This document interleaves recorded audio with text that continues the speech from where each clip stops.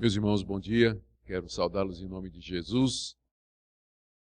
Vamos juntos nessa manhã estudar mais uma vez a sua palavra na sequência de mensagens nessa carta tão abençoada e abençoadora que é a carta aos Hebreus.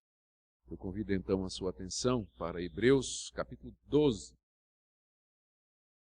a partir do verso 18. Hebreus 12, de 18 a 29.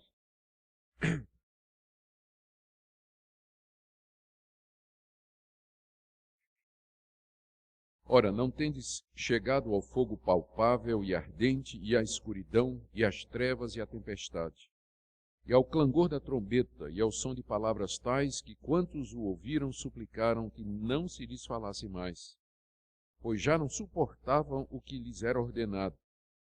Até um animal se tocar o monte será apedrejado. Na verdade, de tal modo era horrível o espetáculo que Moisés disse: sinto-me aterrado e trêmulo.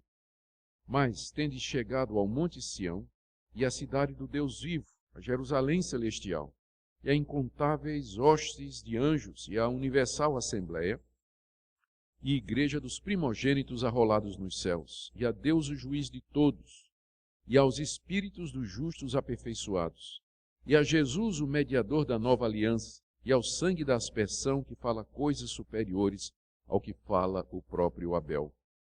Tende cuidado, não recuseis ao que fala. Pois se não escaparam aqueles que recusaram ouvir quem divinamente os advertia sobre a terra, muito menos nós, os que nos desviamos daquele que dos céus nos adverte. Aquele cuja voz abalou então a terra, agora, porém, ele promete, dizendo: ainda uma vez por todas farei abalar não só a terra, mas também os céus. Ora, essa palavra, ainda uma vez por todas, significa a remoção dessas coisas abaladas, como tinham sido feitas, para que as coisas que não são abaladas permaneçam.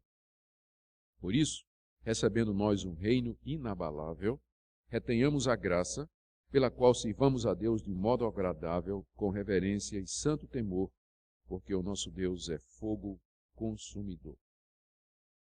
Meus queridos, na mensagem anterior, nós vimos como o autor dessa carta está explicando aos seus leitores que os sofrimentos que eles estavam passando era parte, ou faziam parte, dos propósitos de Deus, especialmente da intenção de Deus de, através do sofrimento, corrigir os seus filhos, alguma coisa que é chamado de a disciplina de Deus. Isso nós vimos está no capítulo 12, de 4 a 11. O nosso autor diz nessa passagem que o castigo ou o sofrimento que eles estavam passando, a disciplina de Deus, era na verdade uma prova de que eles eram filhos. Porque nenhum pai verdadeiro ou nenhum pai que se preze vai bater nos filhos dos outros. A gente bate nos nossos, bater no sentido de a gente corrige os nossos filhos. Então, o fato de que nós estamos sendo corrigidos por Deus era uma prova da filiação divina, do amor de Deus, e não do contrário, de que Deus nos detesta, nos aborrece e está querendo nos afastar dele. É por isso, então, que os crentes, quando estão sofrendo, eles devem entender isso e reagir da forma correta ao sofrimento. E ele menciona nos versos 12 a 17, 5 atitudes que os crentes deveriam tomar debaixo do sofrimento. Deveriam se encorajar mutuamente, seguir a paz com todos e a santificação, cuidado para evitar a apostasia, que era abandonar a fé, deviam evitar a raiz de amargura, que facilmente brota quando a pessoa está sofrendo, e deviam ter cuidado para que ninguém fosse profano como Esaú, que trocou os direitos espirituais por um prato de comida e depois quis voltar atrás, se arrepender, mas não encontrou arrependimento, nem no seu próprio coração e nem da parte de Isaac, seu pai, que não voltou atrás para lhe dar a bênção que havia sido dada a Jacó. E talvez ao falar sobre isso, o fato de que Esaú não encontrou lugar de arrependimento, ainda que com lágrimas o tivesse buscado, o nosso autor é levado a mencionar que os cristãos, ao contrário, eles foram acolhidos por Deus e que não deveriam rejeitar esse acolhimento. E então ele faz uma comparação entre a igreja debaixo da dispensação do Antigo Testamento e a igreja agora debaixo da dispensação do Novo Testamento. E ele faz esse contraste em termos de dois montes que são simbólicos. Primeiro, o Monte Sinai, que foi onde Deus deu a lei a Moisés, e especialmente ele se refere àquele evento em que Deus desce no monte, sobre o monte, chama Moisés para o alto, durante 40 dias Moisés está lá, recebe as tábuas da lei e desce. E o Monte Sião, que é o nome do monte onde está edificada a cidade de Jerusalém, que é símbolo da igreja da Jerusalém espiritual. Ele compara os dois montes, compara as duas dispensações, ou os dois sistemas representados por estes montes, fazendo o contraste entre o Antigo Testamento, a igreja no Antigo Testamento, debaixo da lei, e a igreja no Novo Testamento, na nova aliança, debaixo da graça de Deus. E ele faz isso com o objetivo de advertir os seus leitores, dizendo: olha de onde vocês saíram e olha os privilégios que vocês têm agora. Portanto, não voltem atrás, não voltem atrás. Ele adverte os leitores e os encoraja a prosseguirem. Então, esse é o tema da nossa mensagem nessa manhã, Sinai e Sião. É um contraste muito claro entre o judaísmo e o cristianismo, entre a lei e a graça, entre o Antigo Testamento e o Novo. Eu preciso fazer um esclarecimento antes de continuar. Não existe só descontinuidade entre o Antigo Testamento e o Novo, como às vezes as pessoas parecem acreditar. A igreja do Novo Testamento é a mesma igreja do Antigo, porque Deus sempre só teve um povo, nunca teve dois povos. Então é um povo só. E a aliança é a mesma. Deus tem um pacto com o seu povo, uma aliança, e essa aliança tem como mediador Jesus Cristo. E a salvação sempre foi da mesma forma, pela fé no Messias, nunca pelas obras, mas pela fé no Messias. Então, essa é a continuidade. Nós somos parte da igreja de Deus que existe desde a fundação do mundo. Mas existe um progresso na ministração da graça de Deus ou da salvação através da história. Antes de Cristo, a igreja estava resumida debaixo da lei, e ela sabia de Cristo através de símbolos, de figuras, como por exemplo os sacrifícios que eram feitos no altar. As promessas eram o centro da vida religiosa. Os judeus, a igreja do Antigo Testamento, olhava para o futuro, na expectativa do cumprimento das grandes promessas que Deus tinha feito. Quando Cristo vem, aqueles símbolos são deixados de fora.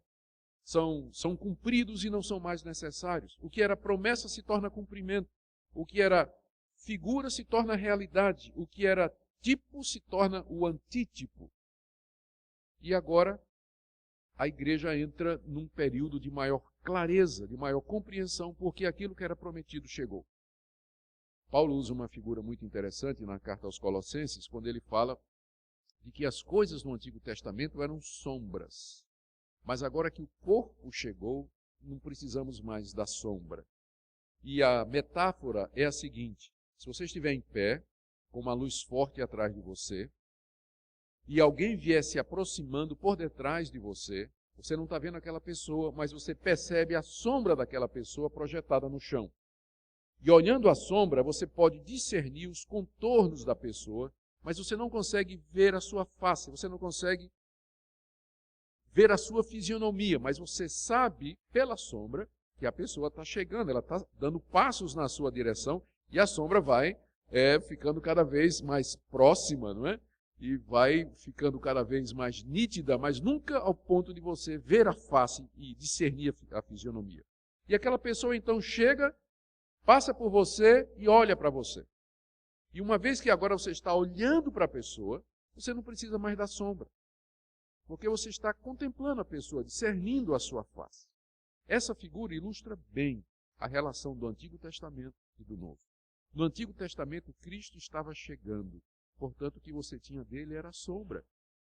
A sombra na forma de sacrifícios, ilustrações, tipos, parábolas, instituições que falavam do Messias e da salvação, mas dessa forma quase que enigmática, obscura, em que você só vê a sombra.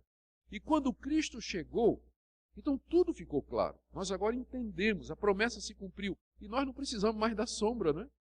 Não precisamos mais da sombra, porque o corpo, a face que gerava a sombra, ela já chegou. Então nós vivemos nesse período em que o Salvador veio, nós podemos ver com mais clareza, podemos entender mais completamente. Por isso que é uma tolice muito grande, é quase que um absurdo, você tendo visto a face, querer voltar a se relacionar com Deus mediante a sombra.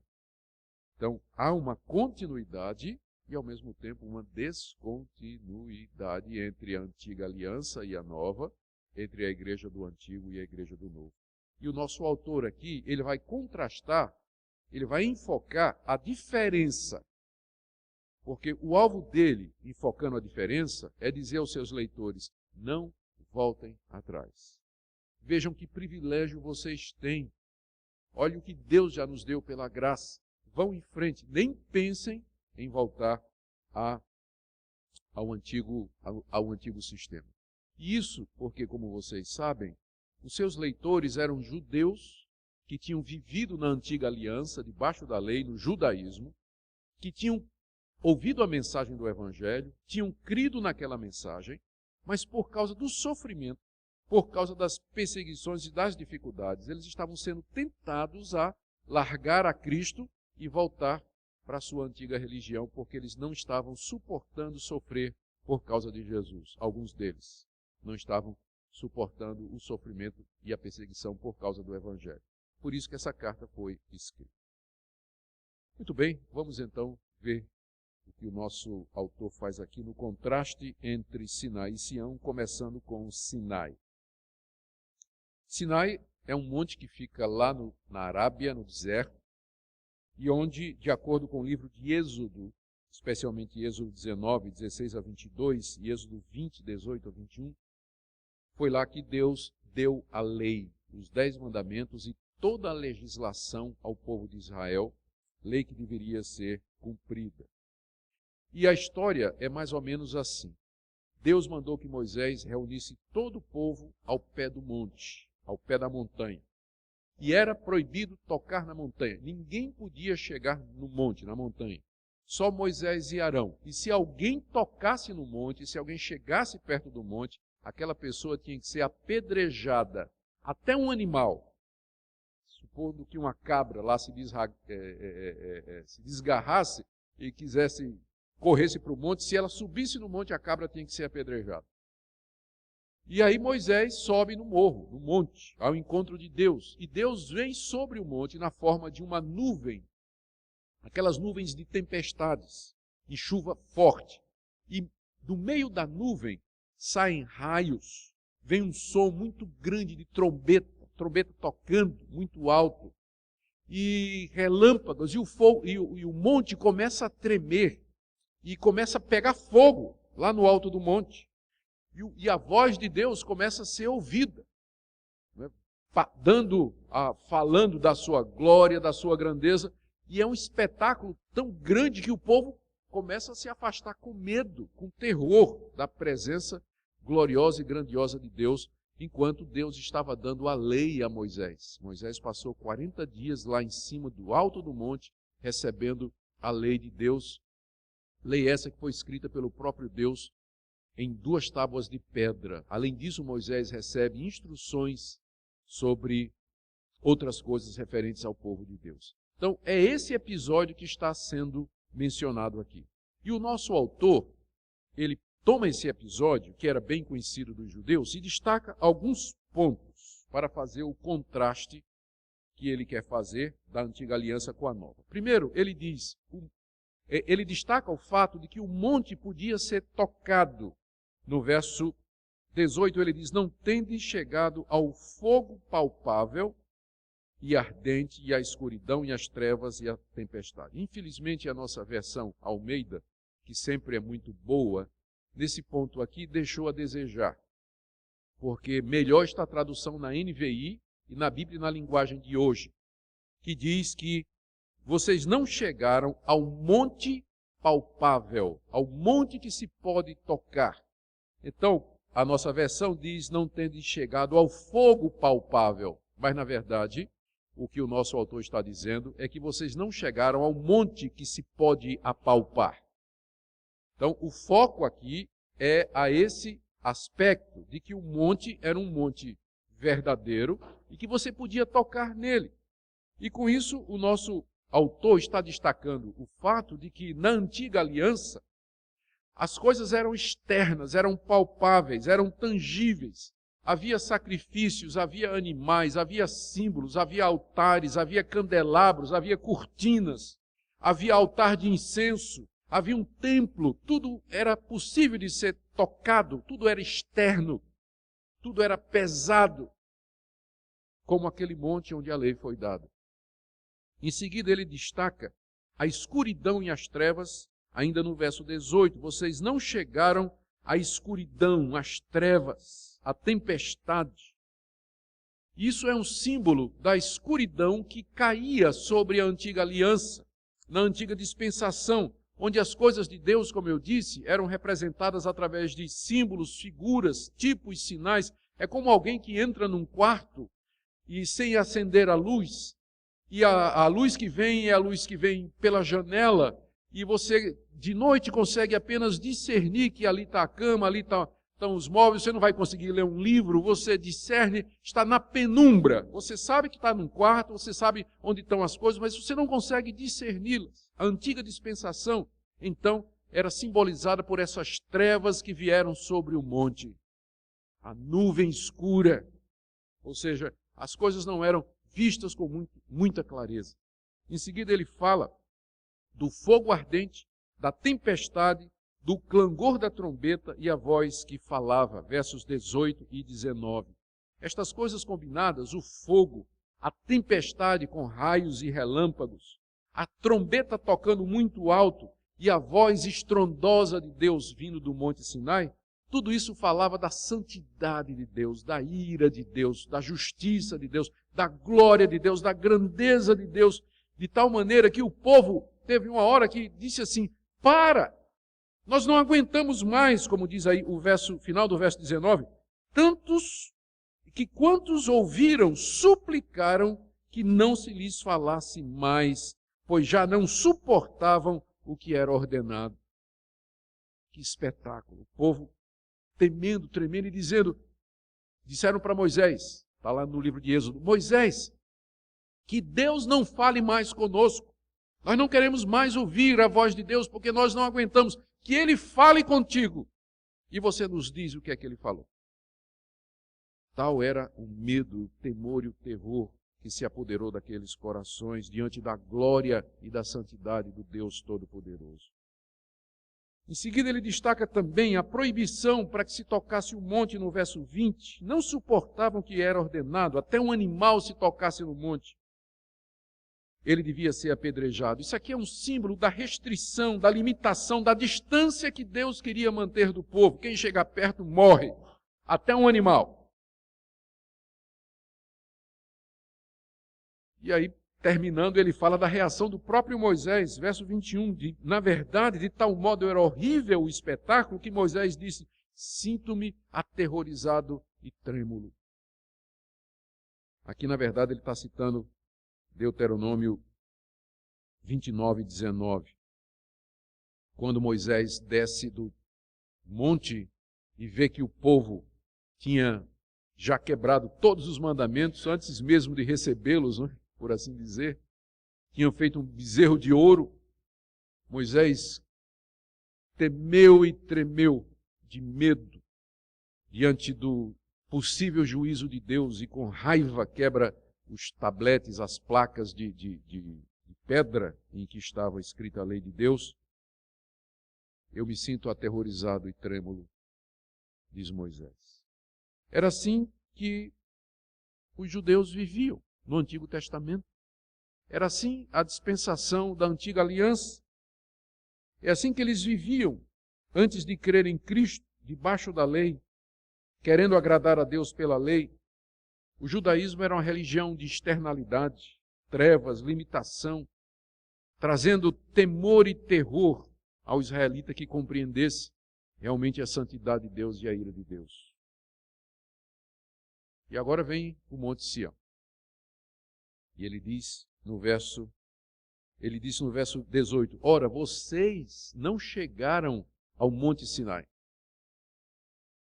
que é símbolo do terror, do temor e da ira de Deus. Não, verso 22, vocês chegaram ao Monte Sião. Sião, como eu disse, é o nome do monte onde fica a cidade de Jerusalém, lá no coração da Palestina. E aqui ele fala de Jerusalém como símbolo da igreja, do povo de Deus, vivendo na nova aliança, depois da chegada do Messias. Eles não tinham chegado ao Monte Sião, ao Monte Sinai. Não. Eles tinham chegado à igreja de Deus, tinham chegado a esse povo, tinham sido acolhidos por Deus. E aí, com o objetivo de encorajá-los a perseverar, o nosso autor, ele faz a seguinte descrição da igreja na nova aliança. Primeiro, vocês chegaram à cidade do Deus vivo, verso 22. Tendo chegado ao Monte Sião, a cidade do Deus vivo. Veja isso em contraste com a proibição de tocar no Monte Sinai.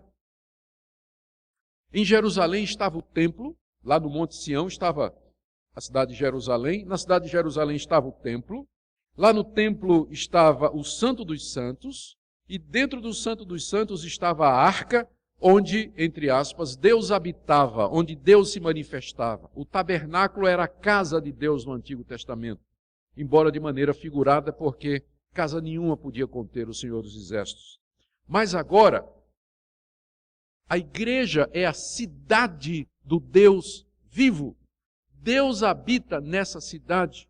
Deus não habita mais no templo em Jerusalém e nem no Monte Sinai, mas Ele habita no meio do seu povo. A igreja é a cidade do Deus vivo, é o local da sua habitação.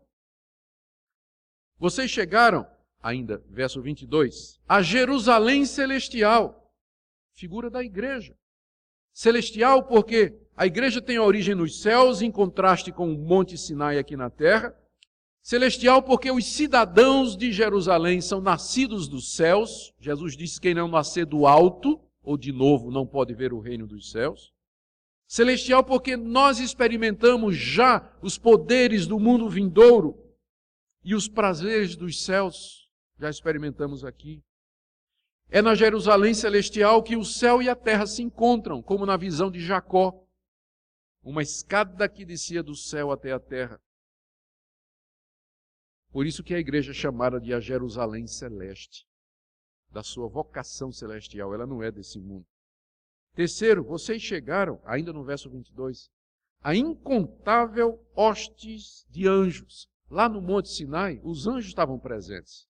E de acordo com o Novo Testamento, foram eles que tomaram a lei da mão de Deus e entregaram a Moisés. Eles foram os mediadores da antiga aliança, nesse sentido.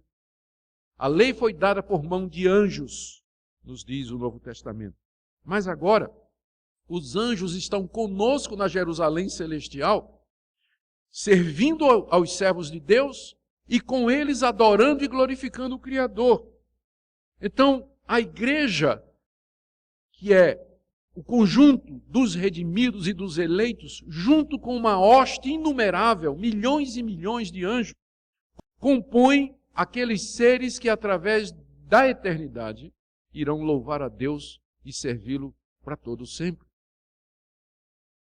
Estes anjos, que no passado foram mediadores da lei que condena, agora se juntam a nós no louvor ao Criador, ao Cordeiro de Deus, que tira o pecado do mundo.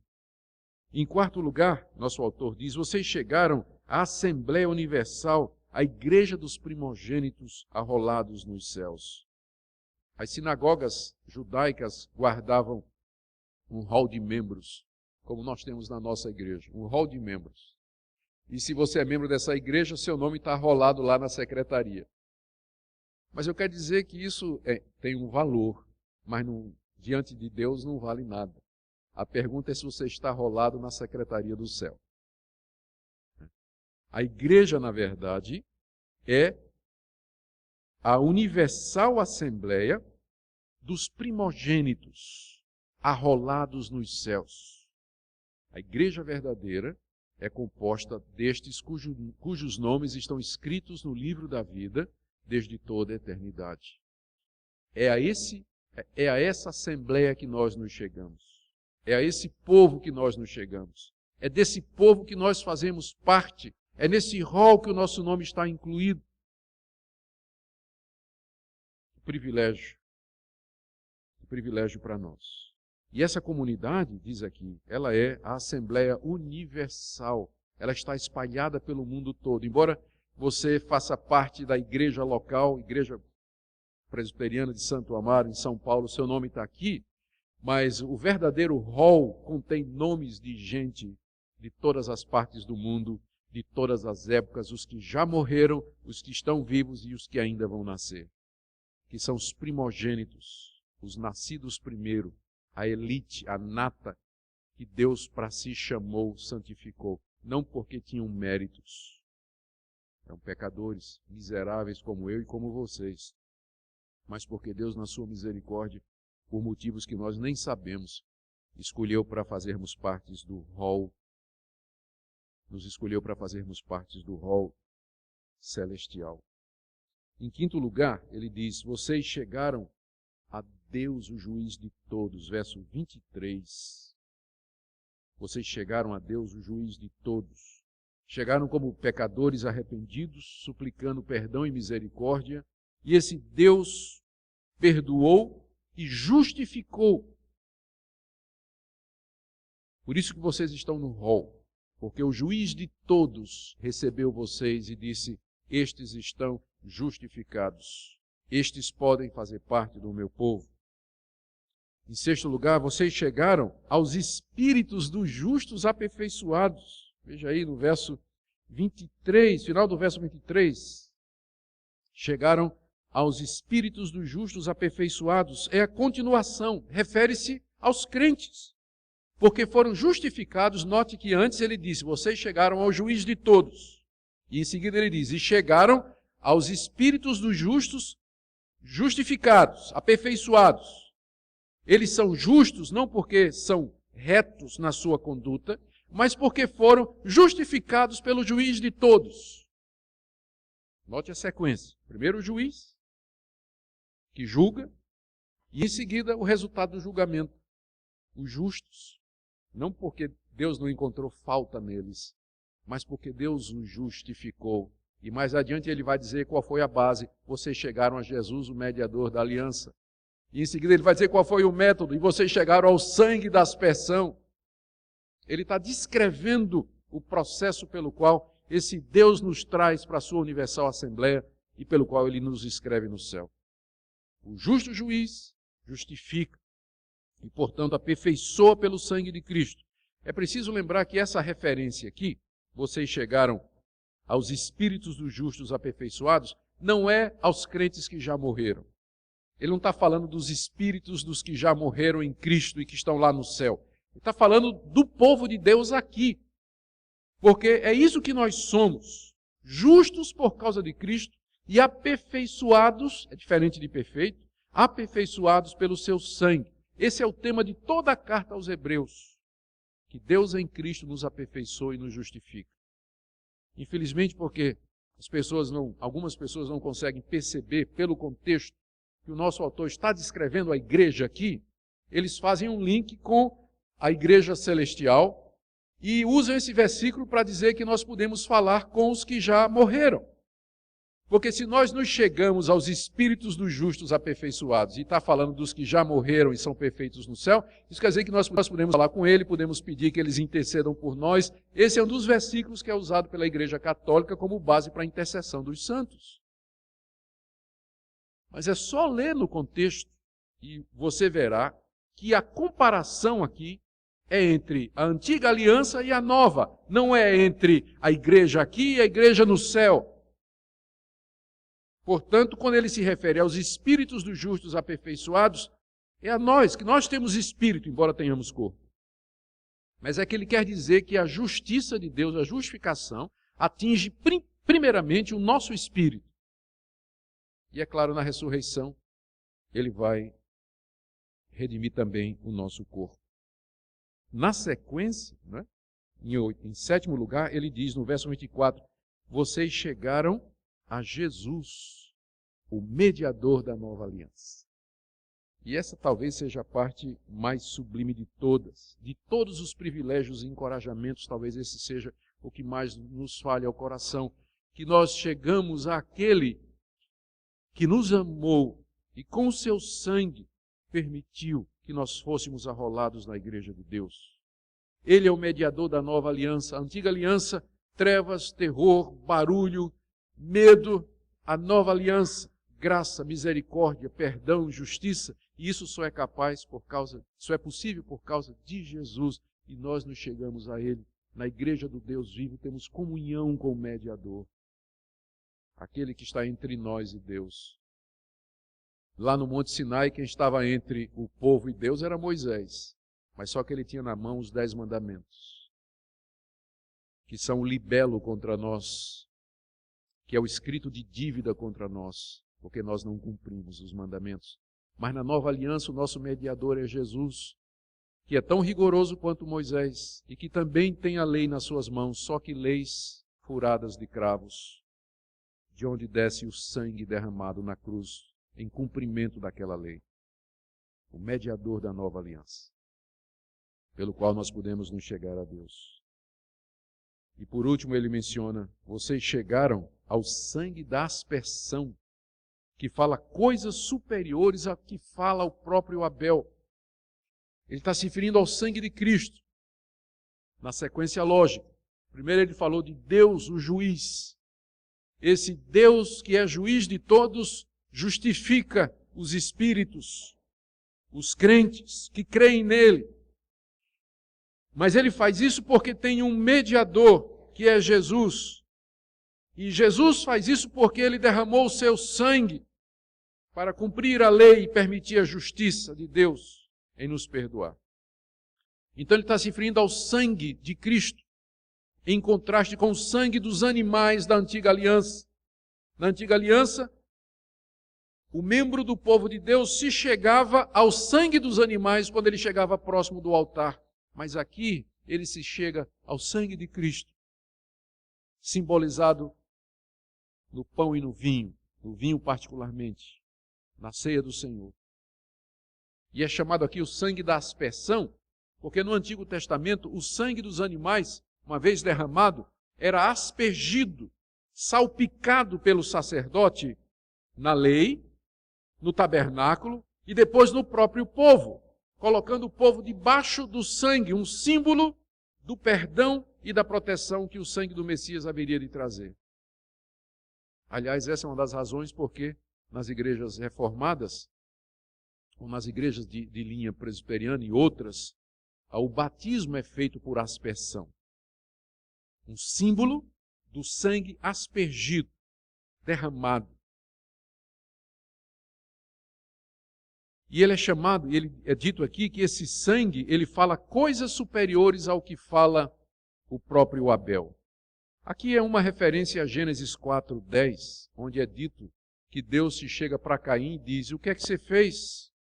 O sangue do teu irmão está clamando da terra até mim. O sangue que Caim havia derramado quando matou o seu irmão. E o que é que o sangue de Abel falava? Vingança. Eu quero vingança contra meu irmão que me matou. E Deus castiga Caim.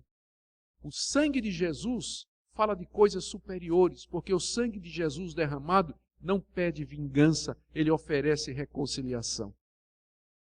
O sangue de Jesus fala mais alto do que o sangue de Abel, que foi o primeiro mártir da igreja. O sangue de Jesus fala de paz, reconciliação com Deus. É isso que nós encontramos quando cremos na mensagem do Evangelho. É isso que nós somos. São estes os privilégios que nós temos mediante Cristo Jesus. E é com base nisso que o nosso autor, então, faz duas exortações. E eu vou rapidamente aqui passar por elas. Com base nessa comparação, o nosso autor faz duas exortações aos seus leitores. Primeira, não recuse ao que fala. Portanto, diante disso, não recuse o que fala. Verso 25. Tende cuidado, não recuseis ao que fala. Por que isso? Quem é o que fala? É Jesus. Lá no Antigo Testamento era a voz de Deus no Monte Sinai que chamava, e o povo não podia suportar. Mas aqui no Monte Sião, é a doce voz do Salvador que nos chama. Vinde a mim, todos vós que estáis cansados e oprimidos, eu vos aliviarei. Vinde após mim. Ele nos chama. Portanto, cuidado, que você não recuse o chamado de Cristo que é feito através do Evangelho, através da palavra e de outros meios. Deus, em seu Filho Jesus, nos chama para sermos dele, para seguirmos o Evangelho aqui nesse mundo, para obedecer e fazer a sua vontade. Cuidado para que você não recuse, para que você não faça ouvidos moucos, para que você não negligencie e volte as costas. E não atenda ao chamado de Jesus, uma vez que você já chegou ao Monte Sião. Cuidado, não recuse a voz do que fala. E ele dá aqui a razão, no verso 25. Pois se não escaparam aqueles que recusaram ouvir quem divinamente os advertia sobre a terra, muito menos nós, os que nos desviamos daquele que dos céus nos adverte. Ora, se na antiga aliança, os que recusaram ouvir a voz de Deus, que os advertia aqui na terra, aqueles foram destruídos, eles não escaparam. O que aconteceu com aquela geração que ouviu a voz de Deus no Monte Sinai? Durante 40 anos eles foram destruídos no deserto. Pragas, serpentes, peste, porque desobedeceram a Deus, se recusaram a ouvir a lei de Deus, nenhum deles entrou na terra prometida, a não ser 2 famílias daquela geração. Ora, se na antiga aliança os que recusaram ouvir a voz de Deus não foram poupados, quanto mais agora os que recusarem ouvir a voz daquele que dos céus nos chama, Jesus Cristo. Então não pense que você vai escapar. Uma vez que você ouviu a voz, uma vez que você conheceu os privilégios, uma vez que você se chegou à Universal Assembleia, a Sião, se você voltar atrás, se você se recusar a ouvir a voz daquele que do céu lhe chama, não resta mais perdão. Como Esaú, não haverá mais lugar de arrependimento, porque você está desprezando a última chamada, a chamada maior de todas, a voz que fala coisas superiores. Cuidado, não recuseis ao que fala, porque se aqueles não escaparam, vocês também não escaparão. O segundo argumento para que não recuse a voz que fala e que chama é que essa voz ainda vai abalar o mundo pela última vez. Ele diz no verso 26, aquela voz abalou então a terra. A referência ao Monte Sinai tremendo, um terremoto no Monte Sinai, que abalou a terra. Ele diz, aquela voz, então, promete, dizendo, e ele cita aqui o profeta Ageu, capítulo 2, verso 6. Ainda uma vez por todas farei abalar não só a terra, mas também o céu. Aquela mesma voz que abalou o Monte Sinai, ela vai se fazer ouvir outra vez. Só que dessa vez ela vai abalar não somente a terra, o mundo, mas os céus serão abalados. Aqui a referência é a vinda de Cristo. Quando Deus vier a esse mundo, como veio sobre o Monte Sinai, em juízo, não para fazer uma aliança, mas para cobrar os termos da aliança. E ele vai abalar os céus e a terra, que serão desfeitos pelo seu poder, diante da sua glória. E aí só vai ficar o que é eterno, diz o nosso autor no verso 27. Ora, esta palavra, ainda uma vez por todas, significa a remoção dessas coisas abaladas como tinham sido feitas, para que as coisas que não são abaladas permaneçam. Todo mundo está familiarizado com essa figura. Lá em casa, no meu quintal, tem um pé de acerola. E às vezes dá muita acerola e tem lugar que não dá para pegar direito. Então você quer pegar a acerola, você quer pegar a acerola boa, madura, não é? Então o que é que eu faço? O que está seguro vai ficar, não é? O que está preso vai ficar. A que está, sim, madurinha, ou passou já do ponto, apodrecendo, vai cair. Então o abalo faz cair o que passa, mas deixa o que permanece. É isso que ele está dizendo aqui. A voz de Deus vai abalar o mundo mais uma vez. E estas coisas passageiras, como a religião do Antigo Testamento, as coisas desse mundo, as coisas materiais, elas passarão, elas cairão, serão destruídas, mas só ficará aquilo que é para sempre. E é o último argumento dele aqui, no verso 28. Por isso, recebendo nós um reino inabalável, que não vai se abalar quando a voz de Deus soar pela última vez no mundo. Tendo recebido um reino inabalável, retenhamos a graça, pela qual sirvamos a Deus de modo agradável, com reverência e santo temor. Irmãos, ele diz, nós recebemos um reino que não se abala. Que reino é esse? É esse que ele descreveu do verso 22 até o verso 24. A cidade do Deus vivo, Jerusalém celestial, a hoste de anjos, universal assembleia, a igreja dos primogênitos no céu, Deus, os espíritos dos justos aperfeiçoados, Jesus, o mediador da nova aliança, o sangue da aspersão. Esse é o reino que não será abalado. Você está arrolado nele? Porque tudo mais vai passar. Aí vem a exortação. Retenha a graça. São duas exortações. No verso 25, cuidado, não recuse ao que fala. E aqui no verso 28, retenha a graça. Deus nos deu a sua graça. O que é a graça? É o favor imerecido de Deus. Em que é que consiste? Em Deus pegar pecadores como eu e você e trazer para o povo dele. É graça, é favor, é misericórdia. Não é por mérito seu, não é por mérito meu. Deus já lhe deu essa graça. Retenha, segure.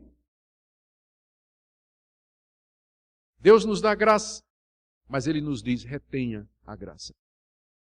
O que é que significa reter a graça? Não virar as costas para Deus. Não fazer pouco das oportunidades. Não menosprezar os privilégios. Não afrontar a Deus. Não endurecer o coração. Não permanecer no pecado. Retenha a graça. Por quê? Porque se Deus é gracioso, verso 29, o nosso Deus também é fogo consumidor. Ele nos deu graça, mas Ele também é fogo consumidor. É o mesmo Deus que estava no Monte Sinai. Ele não mudou. Mudaram os montes, mas o Deus dos montes não muda. Ele é fogo consumidor. Por isso, retenha a graça. Sem ela, o que resta diante de você é o fogo ardente. É o fogo ardente. O que é que nós podemos aprender, meus irmãos, em conclusão? Diante dessa advertência e dessa exortação e encorajamento. Algumas aplicações para nós. Primeira que eu queria trazer. Queridos, vamos rejeitar de uma vez por todas essas tentativas que tem no meio evangélico de ressuscitar a antiga aliança e seus símbolos. Chofar, arca, candelabro, festa judaica, água do Rio Jordão, terra do Monte Sinai, vinho de Israel. Gente, isso é a antiga aliança. Isso já passou. Isso é Sinai. Nós chegamos a Sião. A gente vê isso no meio dos evangélicos aí. Tem igreja evangélica promovendo todas estas coisas que eram símbolos de Sião, desculpem, de Sinai. Segunda aplicação.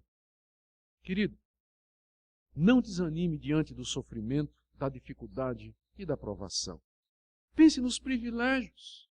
Pense aonde você chegou. Você chegou ao mediador da nova aliança. Você chegou à companhia inumerável dos anjos, dos justos aperfeiçoados, da Assembleia Universal, dos salvos, dos remidos, a cidade do Deus vivo, a Jerusalém celestial. Isso pode não parecer fazer efeito no presente, mas é essa realidade inabalável. Porque mesmo sendo inabalável, ela é invisível. Ela é invisível. Por isso que ela vai ficar para sempre. Porque o que é externo vai passar, o que é palpável vai passar. Então pense nos privilégios que você tem e suporte o sofrimento. Persevere, fique firme, não desista, não desanime. Terceiro, eu queria que essa passagem fosse um encorajamento para nós nos achegarmos cada vez mais a Deus por meio de Jesus Cristo. Retenha a graça. Deus olha para você com favor. Deus estende a sua mão bondosa em Cristo Jesus. Ele está pronto a lhe perdoar, a andar com você. Portanto, se chegue a Ele por meio de Jesus. E por último, gente, que grande salvação. Louvemos a Deus por esse grande privilégio de pertencer ao seu povo. Tudo mais vai passar. Tudo mais será abalado de uma vez por todas. Mas esta realidade, ela permanecerá para sempre. Que Deus nos abençoe, que nós sejamos gratos a Ele, vivamos pela graça, na misericórdia, como cidadãos da cidade do Deus vivo, como membros da Universal Assembleia rolada nos céus, para a glória dele, agora e para sempre. Amém.